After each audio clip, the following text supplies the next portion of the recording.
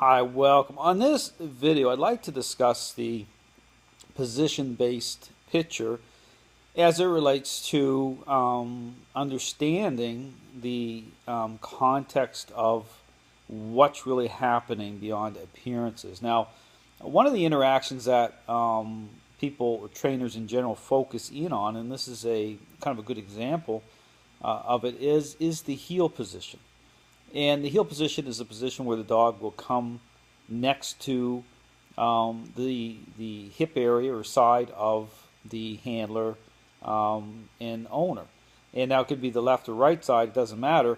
But the context of the dog coming into that position or responding that way is somewhat of a universal concept of what represents a good picture. And again, when you get into this whole issue of, I talk about the mainstream dog training narrative, this learning-based narrative, this really goes hand in hand with how this kind of aligns with this type of a majority vote, so to speak, as to what represents a good position for the dog to be in. But again, when I go beyond just the picture and start to really unravel or peel away the picture and go below it to show that there's more happening. It's about relationship. It's understanding dogs are social relational animals. Then the position-based narrative begins to take on different meaning.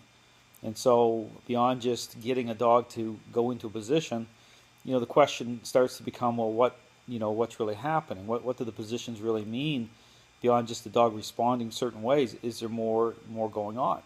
And the clear answer to that is absolutely yes.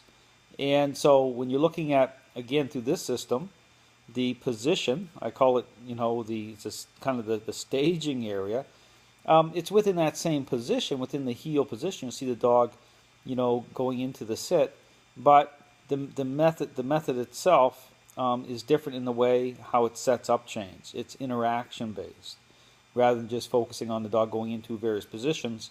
The focus is on setting up what I define as follower moments, is where moments of influence are taking hold, during specific interactions with the dog owner.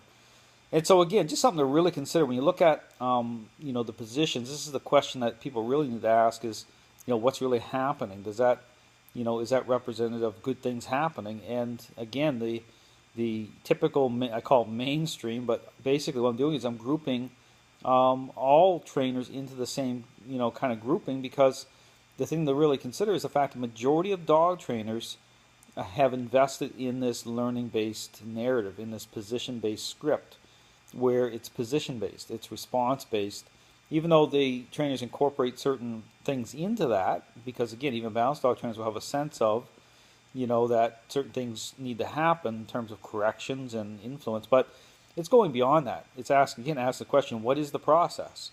And what I show is very clearly it's a relational changing process, especially once you have behavior issues ongoing and you step into the process.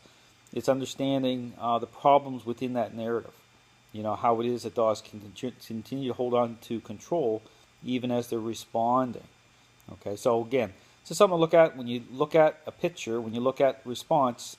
It's really going beyond that. It's going deeper than that to really put things into the right context to understand what's really at work when it comes to creating change. So thanks for watching.